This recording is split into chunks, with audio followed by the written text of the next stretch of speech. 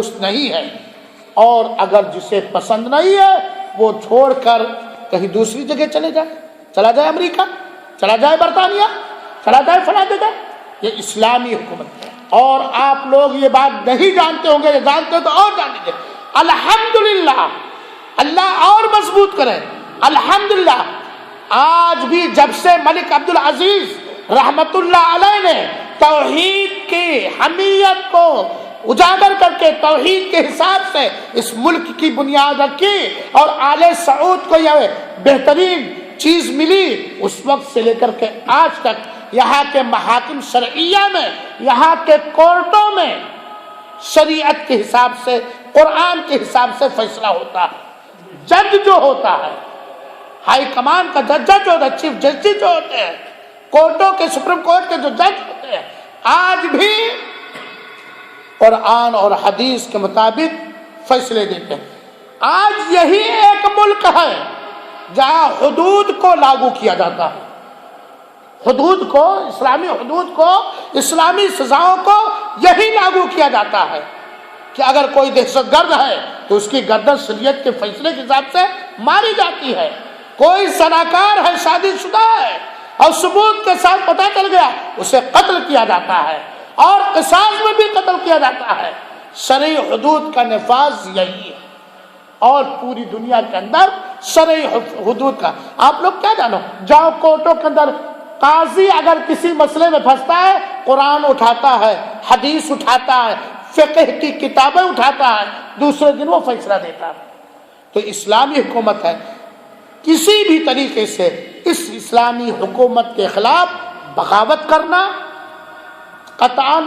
حرام اور ناجائز ہے، کیونکہ اس میں صرف قرآن و حدیث کی مخالفت نہیں، اللہ کی مخالفت نہیں، بلکہ بہت سارے فتنے اور بلکہ ہمیں ان کے لیے کیا کرنا چاہیے، دعائے خیر کرنا چاہیے،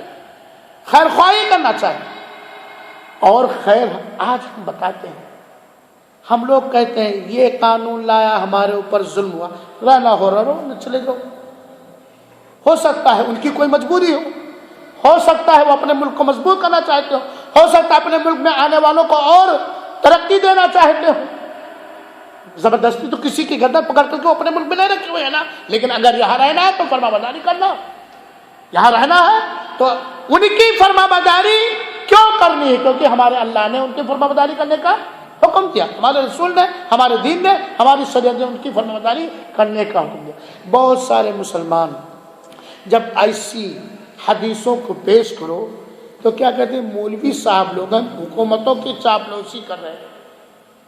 یہ تو حکومتوں کے چاپلوسی، میرے بھائیوں، ہمارے قسمت میں جو نفع لکھا ہے، جو نقصان لکھا ہے، وہ کوئی حاکم بدل نہیں سکتا، تو بتا سکتا کوئی نہیں بدل سکتا۔ یہ کتاب اللہ اور سنت رسول کی بات ہے، صحیح بخاری کی روایت ہے، صحیح مسلم کی روایت ہے، میں نے آپ کے سامنے پیش کیا۔ لہذا میرے بھائیوں اس مسئلے کو جانا ہے، ہمیشہ ولی الامر کی اطاعت، اللہ اس کے رسول کی اطاعت و فرما برداری میں فرض ہے، واجب ہے، دین کا اور شریعت کا ایک اہم حصہ ہے، اور اللہ کی نافرمانی میں ان کی اطاعت جائز اور درست نہیں۔ اللہ تعالیٰ سے دعا ہے کہ اللہ تعالیٰ ہم تمام مسلمانوں کو حدیث رسول کی سمجھ دے دے، امن و امان قائم کر دے، ہر خلفشات دہشت گردی سے بچائے، للعالمین ان ملکوں کے مسلمانوں کی حفاظت فرما جہاں آج دشمنان اسلام قتل و غارت گری کے بازار گرم کیے ہوئے ہیں۔ اللہ العالمین تو ہم سب کو اپنی کتاب اور اپنے نبی کی سنت پر جمائے رکھ اور اس پر متفق و متحد بنا، اور مسلمانوں کی جماعت کو ایک اسلامی جماعت اور اسلامی گروہ بنا دے، آمین۔ وصلی اللہ وسلم علی نبینا محمد صلی اللہ علیہ وسلم،